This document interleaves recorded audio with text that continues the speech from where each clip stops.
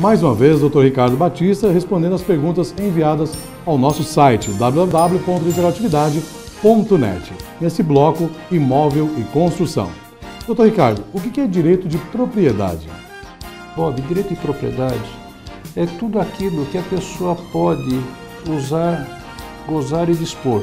É uma faculdade que se tem para ter ou desfazer da coisa, ou até mesmo destruir. Quando a gente fala em propriedade, diz respeito àquilo que o ser adquire para si.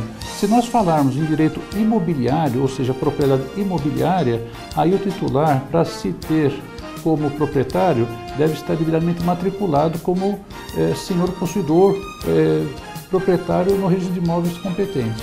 Mas direito de propriedade é tudo aquilo que envolve a disponibilidade da pessoa e fazer o que ele quiser com aquilo.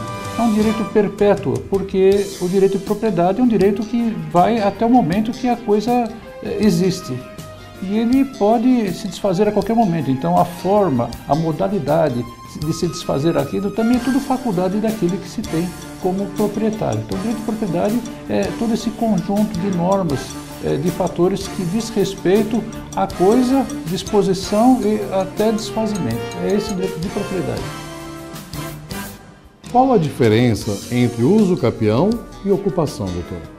A diferença entre uso capião e ocupação é que uso capião é o fim, a ocupação é um instrumento para chegar a uso capião. Ocupação, nós precisamos saber se é posse ou apossamento. O apossamento é uma modalidade jurídica onde não dá direito ao possuidor ou apossador de reivindicar indenização, retenção, qualquer coisa que o valha. Já a posse propriamente dita, não sendo precária, ou seja, a posse adquirida de uma forma violenta ou através de um outro instrumento jurídico, por exemplo, eu sou um caseiro e eu vou usar o tempo dessa relação jurídica para poder, na sua soma e demais características, chegar ao uso capião. Isso não é possível. A posse tem que ser mansa, pacífica, continuada, para ser uma posse legítima. A posse se caracteriza por esse uso, por essa faculdade durante um dia e um ano seguidamente. E para que se chega em uso capião, nós temos várias circunstâncias. Nós temos que somar o tempo, que pode variar de 5 a 20 anos.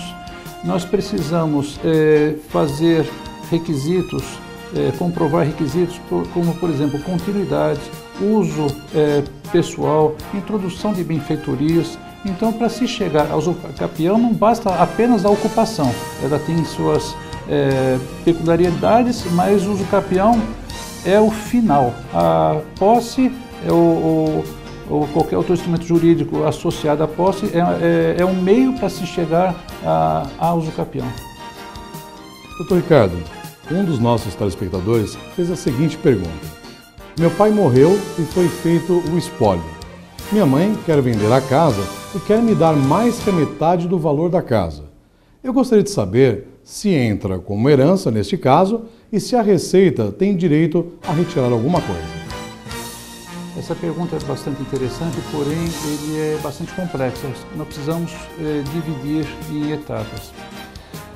Você que fez essa pergunta precisa entender o seguinte: espólio é a figura jurídica da pessoa que falece, que deixa bens e precisa se submeter a um inventário. Então, esse espólio ele persiste enquanto durar o processo até chegar à expedição do formal de partilha e dividir os bens. Aí acaba a figura do espólio.